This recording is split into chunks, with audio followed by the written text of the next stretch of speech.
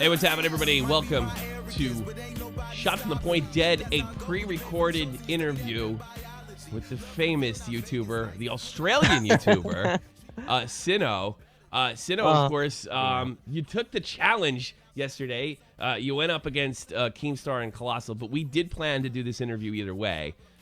Because despite maybe some of our differences, which were covered yesterday, and you weren't really able to respond to them because of internet difficulties, you did kind of help me right off the bat by doing a commentary on grade and using some of my material. And I just want to tell you, I am any issue I have, I'm really appreciative to that. It gave me a spike, by the way. So right off the bat, thank you very much. That's more than fine. Like, look, I've been watching your stuff for ages, and I will be perfectly honest, it was completely unconscious of me to I didn't realize how much of your clips I was using, and I should have briefed it more because it kind of looked like I was almost using your entire video. Oh, no. That's not my issue at all. I mean, we're going to talk about that in a minute about fair use. My issue was never about the amount. You could use more for all I care. I don't care. I don't understand why people are so crazy about like using certain amounts of clips and stuff like that. Yeah, I would like my stuff to fall within fair use, but everything you use was 100% fair use. And let's pretend for a second you didn't. Let's say you broke the American law or you broke YouTube's terms of agreements. You got me 500 subs. So I'm almost kind of speaking to other YouTubers out there. Let it slide. Let it go. You know, it's all you're gonna do. You got what, 50K now on your channel, if I'm not mistaken? I just hit 61. Congratulations. Thank you so much. So like man. you like all right. You did come to me privately and said, "Can I do this?" I said, "Yeah, sure. What do I care? Anybody can use my stuff," and I'm pretty open to that. You know, use whatever. I know by saying that somebody's gonna make an exposed video on me one day, but you know what? I can deal with that. It's not a big deal. And you got me a bunch of. Even if you were like negative, I think I would have made out. So like I think other YouTubers should think about that, about being uptight. Don't lacy green your way out of this. Yeah, oh my goodness. Just get the exposure. I didn't know Sinn0h from a hole in the wall. I mean, I'd seen one of your videos because I recognized the animated character. But other than that, I didn't know. So I was like, well, this guy's got 50K, let him go. And whatever criticisms I do have, I thought the grade A under A video was great. I do. I think it was really good. No, I enjoyed the shit out of it. Clown did too. But before we get into any of the so-called controversy, I want to get a little bit in your background. Obviously, you're an Australian YouTuber. It's tough to get 1,000 subs in Australia, much less 50,000. Oh my goodness, you have no idea. Is it more difficult for you, do you think, because you're in the land down under, to make kind of sort of network of people to get that attention? Oh yeah, for sure. Like, especially, I think one of the biggest constraints obviously is time zones. Because when I'm about, right now, obviously, it's 8:30 almost for me, and it's like 10 o'clock in the morning for you, right? Yeah. So it's insane time difference. So the thing that really sucks is that, especially when I'm a YouTuber that, I guess, creates content, and I, put that as lightly as fucking possible, on drama or certain trends, like sometimes that'll happen when I'm in my sleep and then whatever. So it's just completely fucks that up completely, right?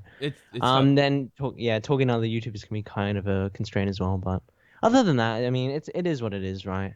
Yeah, I got you. And do you know other Australian YouTubers? Have you networked with other Australian YouTubers? Well, the only other Australian YouTuber that's in the commentary genre would have to be Akai and Dale or Aiden Walker. He's the beer glass guy. He makes like fantastic content, really. I haven't really talked to many other Australian YouTubers. I think not that I know of, but yeah. I mean, the Australian community of YouTube, not just in the commentary genre, but beyond that, right? Like you have. Just in YouTube general, it's a very small percentage. Like the biggest Australian YouTuber is How to Basic, actually. I mean, but he's enormous. He's a one-off case, right? Because he's with Filthy Frank and whatnot. But like, it's pretty darn small community, and it's quite hard to get recognized in if you're an Australian YouTuber, unless you appeal. Like my demographics, about like at least 60-70% is United States citizens. Oh, really? So when you go into your analytics, you see mostly it's coming from the States. Yeah. Like my Australian demographics are only like. It's one of my lowest demographics as well. Yeah. But they are there. They are there. Yeah, they're there. Yeah, I know what you mean. Like my demographic is United States, UK, then Canada, and a lot of that has to do with population as well. I think that probably has more to do with it. I mean, how many people live in Australia? 20 million, maybe. Yeah, 20 million or so. It's about 20 million. That's not a big population, and kids. And another thing is like with Europe. Look, let's be honest. YouTube is an English-speaking platform. You have a direct advantage if you speak English. These guys that have 1 million subs that speak Spanish or French or something like that, you really got to take your hats off. They can only go so far. Yeah, they can only go so far. That's true. But the guys that have broken 1 million speaking languages other than English, you got to take your hat off. That's some incredible work right there. And like one of the crazy things is that back when I used to do a lot of, I guess, Minecraft stuff, there was some, like the Brazilian community especially is enormous, right?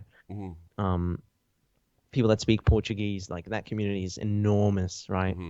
So yeah, and it's also really nice. It's kind of interesting, the different cultures, because all of them have a different kind of fan base, so to speak. Like every time I'd see a Brazilian YouTuber, they would only have positive comments. Like their like to dislike ratio was something crazy, like probably 2 dislikes on a 2,000 liked video, right? Oh, really? And they're all just happy people. It's really incredible, actually. And then you kind of go to the United States and everyone's just, yeah, we like you. And then you have some comments that's just there, fuck them, right? Yeah. So yeah, but it's interesting when you think about it like that. Well, there's different YouTube cultures, and there's subcultures within YouTube as well, because I actually kind of originally come from the wrestling community. I worked with a guy that was he's still one of the bigger wrestling YouTubers, and we were locked away from the Keemstars, the Fousey Tubes and stuff like that. We didn't really, because they were like so far off. We didn't really give them much thought. We had our own drama and our own community and our fights and our own events and stuff like that. And we're talking about guys that have, I don't think one of them has over 100,000. There was a community within that community. So I think I sort of know it. And the culture's different. The YouTube culture is different. I mean, look, my story's simple. I hooked up with Keemstar and I got injected into the sort of mainstream commentary, which I don't even consider myself a commentary guy, commentary community as a podcaster, because that's what mostly we do. So but I know exactly what you think. It is kind of weird though, like they don't dislike videos and stuff like that. Yeah, that's interesting. All right, you're a young guy. You live in Australia. What makes an Australian kid say, I want to do this, I want to get involved, I want to upload, I want to commentate, I want to do gaming? How does it start for you? Wow. I think I remember like the very first time I wanted to make a YouTube video was originally I was a Let's Play YouTuber, right? That's why my second channel had, for like the better part of almost 3 months, it had more subscribers than my main channel. I had a channel that I have to do some reaction videos because some of them are awfully cringe, right? There was about 400 Minecraft videos, I'm not gonna lie, right? Okay. So I'm thinking about 60,000 or 100,000. I'm gonna react to my very first Minecraft video that I released when I was, squeaky and whatnot, and it was just awful. But no, I think it was when I was really young. I saw when 2006 when Let's Playing just was pioneering, right? You had these YouTubers that didn't even have obviously a screen capturing application, right? They were actually using their phones or their a camera to film a Nintendo DS screen. Wow. And I saw this YouTuber recording Super Mario 64 or whatever on the Nintendo DS with a camera, and I just thought this is the coolest thing ever. So I was fiddling around with it, and then eventually Minecraft came out, and then I got really into it, and especially in the player versus player community. And I was posting a lot of videos on that, a lot of survival games, Hunger Games shit, and then that itself kind of went down the drain and became redundant. So then I switched my content up, started kind of, and at that time, I mean, Leafy was starting to gain his momentum, and he was doing his kind of story videos like Luna's doing till this day even, right? Yeah. And I liked those a lot, and I just decided to do those but it was instant confliction because you can't talk about drugs, sex, and boobs with Minecraft fucking gameplay, right? It just it looks so bad, right? So I might start. Actually, I've never played Minecraft a day in my life. I think I'm going to talk about all my filthy army sex and drugs and well, not drugs. I was in the army. But drinking and waking up in the middle of Germany or somewhere I didn't know. I'm gonna play Minecraft. That's a great idea. Thank you, Sinn0h. But go ahead. But complete. it just was such a shitty mix, right? I mean, because I had all of these old Minecraft fans, and then I was trying to tap into this kind of newer market, this kind of storytelling market that Luna and Leafy were going off. But you can't mix them. It's like oil and water, right? Yeah, sure. You're playing a 3-year like a kid's game with talking about serious or kind of mature topic, so to speak. So that didn't work, and then I tried my best to push in, and then eventually I'm like, fuck it, right? This channel's not really going anywhere. I was just stuck at 20,000 subscribers, but just scraping 1,000 views. So I'm just make a new channel. And then 3 months down the track, here we are. Oh, so this is. Wait a minute. You've gone from like a couple thousand to 50,000 in how many months? Well, the thing is that the thing is, it's interesting because I've had my Minecraft channel. I had it running for almost 4 years, right? And in that year. In those 4 years, I gained 20,000 subscribers over those 4 years, and the most subscribers I ever made in that month was about 2,000, and I was shitting bricks from that. And then I made this new channel, and now, I've never had this kind of momentum, or I've never had this kind of attention ever in my life. Sure. So it's almost incomprehensible, right? I mean, yeah. So I don't me know. and you are me and you are kind of going through the same thing right now. In some I mean, sense. like, we have a similar story because I didn't know anything about mainstream YouTubing. I started really only introduced to it because of my relationship with Tommy NC, and he would get mainstream attention from time to time, not always good attention. I grew up listening to radio, and you can tell my whole thing is a radio thing, and of course, I'm ice hockey. That's what I do, and I'm having a lot of people come to me and they're saying stuff like, well, you have to drop the ice hockey, or you have to split the channel, or you have to do this. Yeah, what are you going to do about that, actually? Well, I don't see any reason to stop, because here's the thing. The National Hockey League is a small league, even in the United States, even in Canada, because Canada is a small country population-wise. I don't understand, and I'm going to try it, and I don't see any reason to split it whatsoever. I'm going to mark each video with a decal identifying the show. I always put the show in a live event, and I'm going to leave it up to the subscriber to pick and choose. That's what I was going to say, because the thing is that, I mean, let's be realistic. I mean, just being friends and having a podcast with Keemstar, you're guaranteed some kind of viewership, right? But you got to do what you love, and hockey is obviously a huge passion. It is. So I definitely think you should never stop. I love talk shows. I like YouTube shows. I grew up. I don't know if you're familiar with Howard Stern. I have all that. I don't see. No, yeah. It's a live stream channel. It's always been a live stream channel. And you know what I'm going to do? When I move and I get my own workspace, I may go into the commentary business. Why not? Why not try a new format? I think I can handle that. Yeah. I'll put NHL 16. I mean, you are right now. Well, yes. I consider myself more of a talk show host than a commentary guy. But I might make a commentary video, and I'll have a decal identifying that. I'm just look. One of the things we've done on Baited is we're getting young people interested in podcasts. That's usually an over 30 thing, okay? And we're changing that. So I don't see any reason why I can't, I know it was really trendy to split your channels. It's splitting your audience. I don't understand that. If something goes wrong. That's what I was trying to do as well, and it just does not work. Exactly. Remotely. So me and you are kind of going through the same thing, so to speak. And another thing is, dude, you used to be a Minecraft user. You got older. I get that. I mean, that was the same thing for me. I love doing hockey, but I always wanted to I would watch Leafy or Grade or Pirate Cynical, and I'd watch what they're doing, and I was like, I could beat them in an argument. I could beat them. I know I could. Even though I don't know as much about the genre as they do, I know I could beat them. But I got a hockey show in an hour. I got a live stream in an hour. Yeah. So it's I know what you mean, but here's what I'm going to do. I'm going to fight the trend. I'm going to make it very clear what time, what shows are when, and we're just going to go from there, And I think you should do the same thing. Buck the trend. Just go forward. You're never going to be happy doing stuff that you don't want to do. That's the way. This is not a very good interview because now we're just talking. I don't know if I'm a good interviewer. I love it. All right, but yeah. That's so we covered the Australia thing. We've covered our similarities. What is the plan for the future? Are you going to continue down this route? Is there other stuff you want to do? Because I'm doing Let's Plays, I'm doing commentary videos, I'm doing talk show live streams. I'm just whatever comes to mind. I'm doing it. What's your plan? I plan to do?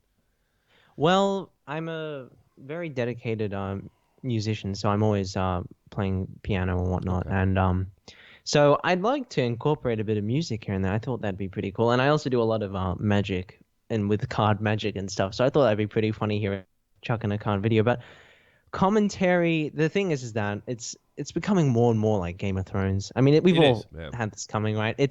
I'm really insecure, I won't lie, in this field, to be honest, just like Colossal is, in the fact that it's sad, but the truth is almost as if the only person that you can really look out for is yourself. Like, you can't expect anyone to look out for unless you're absolutely 100% sure that they have your back. I mean, so it's kind of interesting. I mean, I'm trying to also take criticism a lot in the fact that bandwagoning and just the thing is there's a difference between knowing a video I can make that can get views and then making a video that I know people will really, really 100% like, right?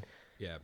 And it's Um, finding that equilibrium almost because people saying, "Oh, yeah, this video is kind of redundant," and it's like as if you're bandwagoning and whatnot. And that's perfectly right. The thing is that I think I've been viewing it in the sense that I want to take a topic that I know will get me views, I guess, and then I mhm. want to go ahead and then make it entertaining. But there's only so much you can I uh appreciate sensationalize that. I Yeah. appreciate your honesty, and that's something also I'm trying to do as well. I'm trying to be honest about that. I like making YouTube videos. I like doing live streams, but this I want to make money, and I think that's the best way to go. It's like so and a lot of people don't realize this. You have a sense, and this is a gift, by the way, what the YouTube community wants as far as what's going to get hits, what's going to get people interested. That's hard enough. A lot of YouTubers that have 150 Yeah. subs or what have you, they don't understand why because they don't have a sense for they don't even understand that thumbnails and titling is much more important than the content itself as far as views are concerned.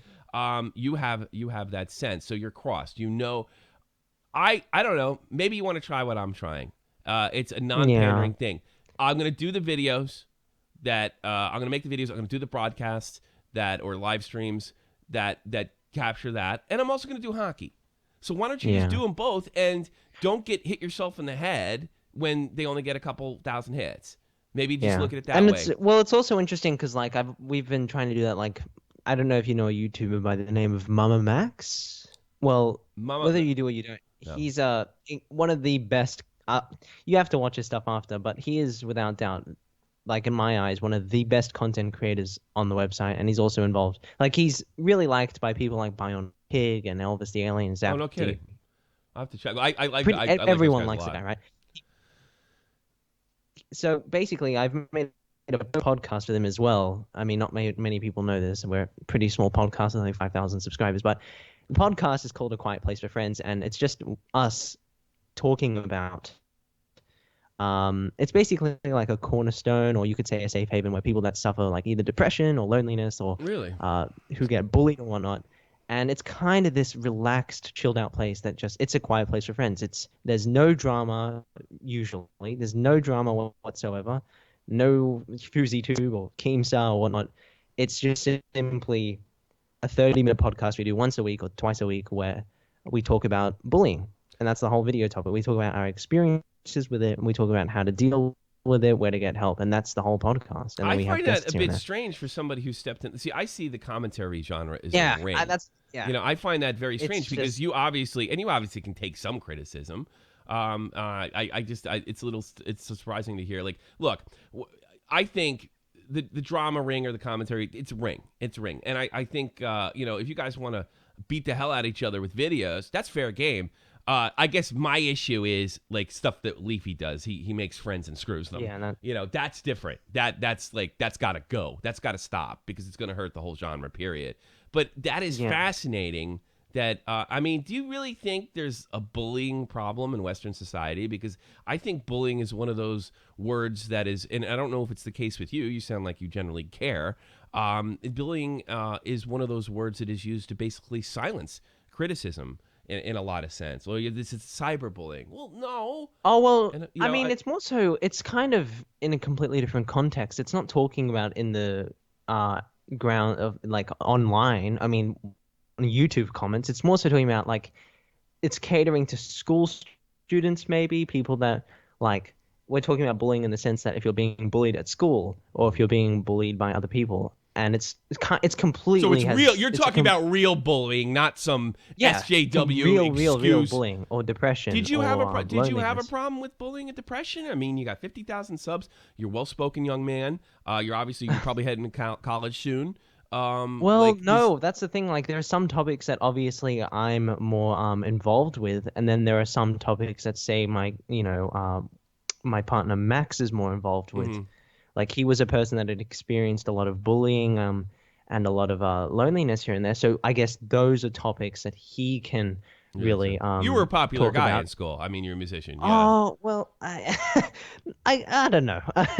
But do you have a girlfriend? Whether or not, do you have a girlfriend? Yeah. You have a girlfriend, and you've always had a girl. So you don't have social issues. You don't have social qualms. Well, the thing is that I feel like as if I'm a young guy in the body of a 40-year-old man, right? I'm like, even my tastes in music are not anything like today's society, right? I listen to a lot of jazz or classical music, but well, I'm 40 years.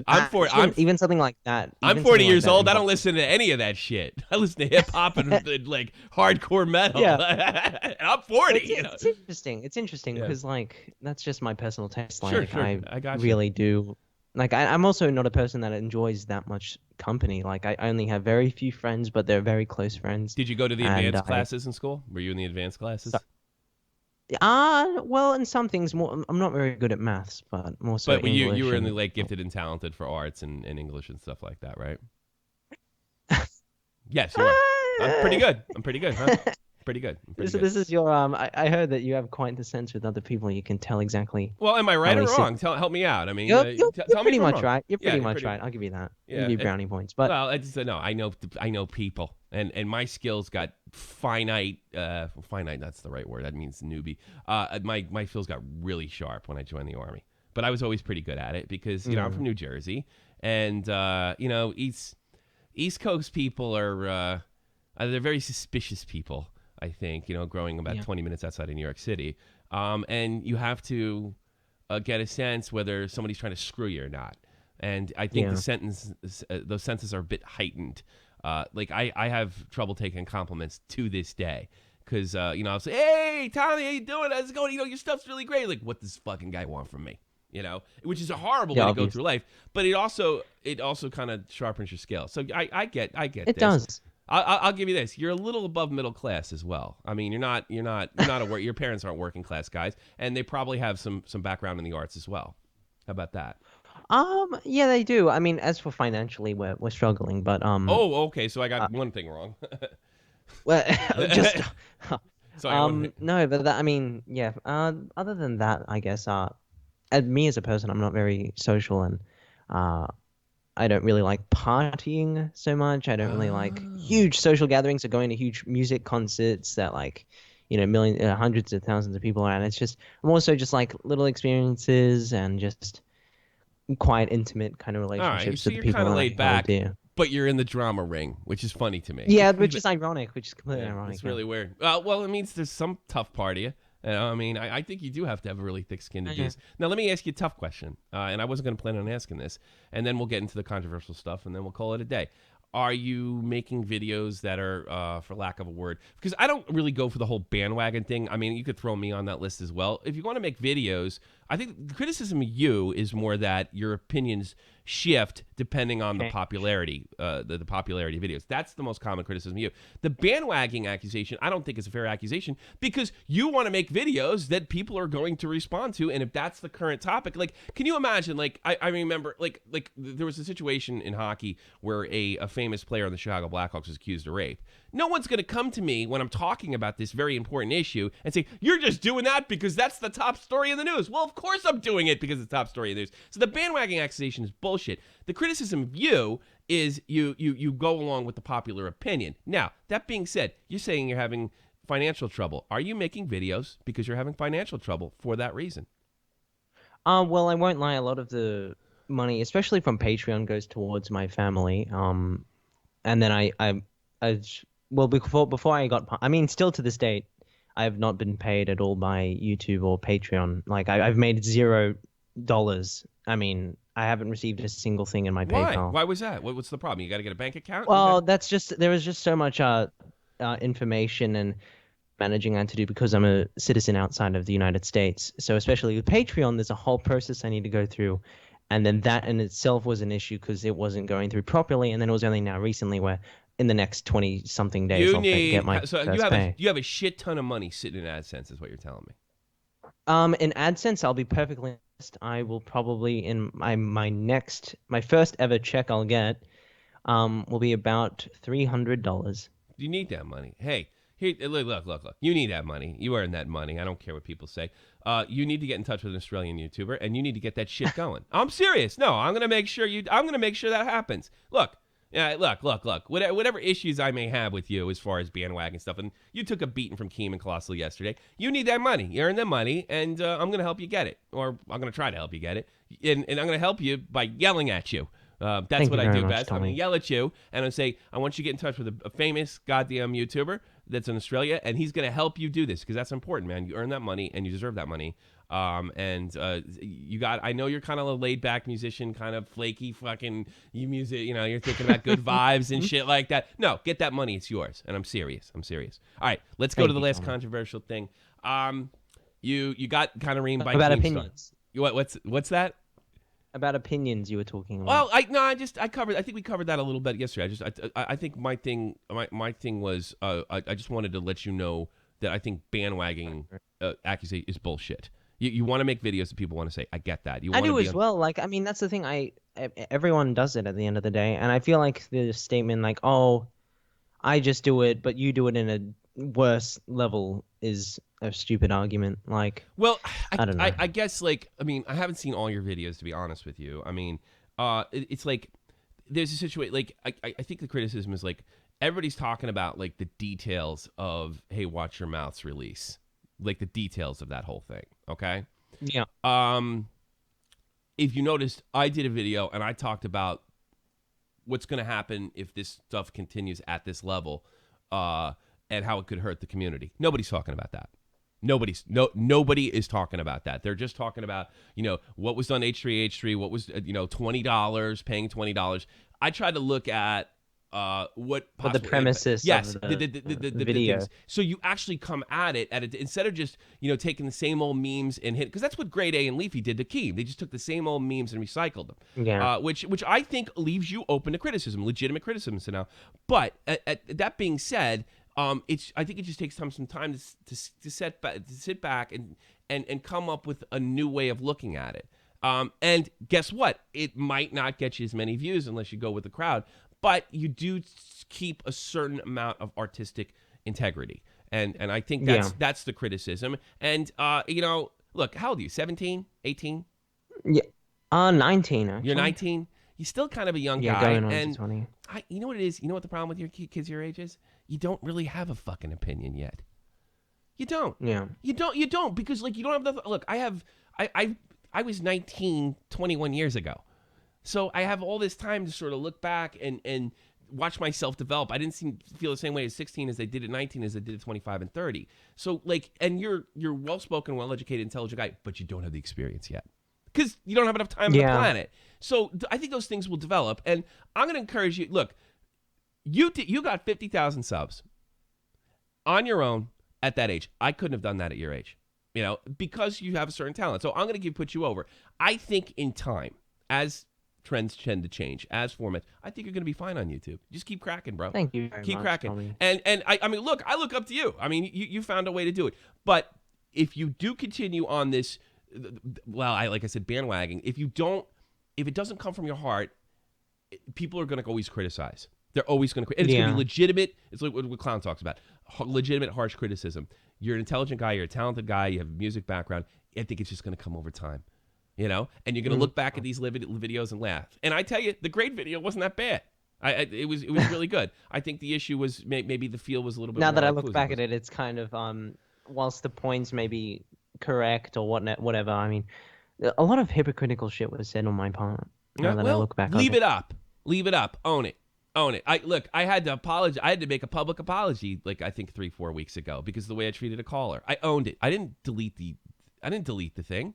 I owned it. If people come up and I think that's doing it. And look, I'm not super proud of the podcast I did in 2012 when I started, but I learned it. I owned it. You know, and I think that's just doing. And when people come, but when you're 25 years old, it's like, well, you said this about grade 7 years ago. Yeah, I did. I was wrong. That's all you got to do. You know what I'm saying? That's all you got to do. You just got to be your own man. You know, you're gonna change so much during, through the years. And your accomplishment as Australian YouTuber is really amazing. And I think you're just, maybe the accusation against you is because you're still sort of growing into the adult you're gonna become.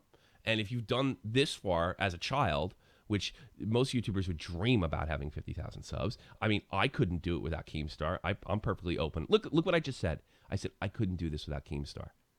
That for some YouTubers, that's impossible to say. Impossible. Say it. Say that, you know what? You're right. That's right. I'm going to change. And as time goes on, you're going to be a kick-ass YouTuber. How about that? Thank you so much, Tommy. I think we should end right there, buddy. I think that's great. Thank you so very much for having me on. It means a lot. And yeah, thanks, man. No, it's real good. So look, that's the problem with my interviews. They turn into conversations and like pep talks, the thing is, look, I was in the Army and it's all about pep talks and getting you up and stuff. And that was my favorite part. You trash somebody and you build them back up because I think it's an effective way to get men to do great things. I do. I think it's a very effective way. And one of my the criticism I hate of most of YouTubers, we're going to end on this, is like, oh, your fans are 12 and 15. Oh, I don't know. Stupid. I was great. I want to be a leader. I want to lead. I want to show. No, it's like the criticism itself. It's so stupid. It's so stupid. Yeah, but you know what? I've seen Keem do those meet and greets. Yeah, they're between 12 and 15 years old. There's no doubt about it. I'd be proud to be there. I'd be proud. I want to sign autographs. I want to tell these kids that I was in the Army. I want to get out and say, yeah, I made 50,000 subs. And I'm not saying I want to be a role model. I still want to be myself. It's just far from a role model. Yeah, of course. But I like speaking in front of people, and I'd love to tell the kids I think they're getting a bad message sometimes, in some cases, from their own parents, a dishonest message. So I'm proud to have 12-year-old fans if I have any. And all right, I think we're gonna leave that there. There's the music kicking in, which is probably awesome. Yeah. Thank you so much. Thank you so much. Stay on, and we're going to talk offline. And thank you very, very much, everybody. This is Shot from the Point Dead special with Sinn0h. Go check him out and sub him, baby. Have a good night or good day or whenever the hell you watch this. I don't know. Yeah. Might be my arrogance, but ain't nobody stopping me. That's how I go when you pay for them shows and you study.